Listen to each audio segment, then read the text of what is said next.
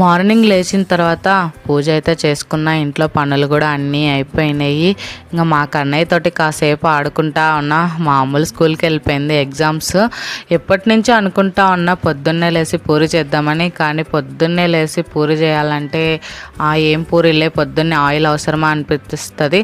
సరేలే నైట్ చేసుకుందామంటే ఇంత heavy ఫుడ్డా, night oil food వద్దులే అని అయితే అప్పుడు కూడా స్కిప్ చేసేస్తాం.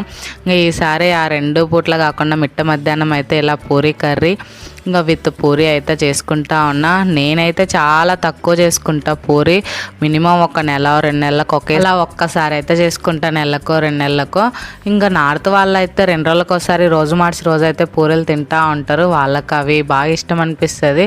నాకైతే అస్సలు ఇష్టం లేదు. మ్యాక్సిమం ఎక్కువ ఆయిల్ అయితే అవాయిడే చేస్తాను. ఇంకా ఈసారి ఎందుకో తినాలని పూరీలు కూడా బాగా పొంగినాయి. విత్ బొంబాయి చట్నీ కూడా చాలా టేస్ట్ అయితే వచ్చింది.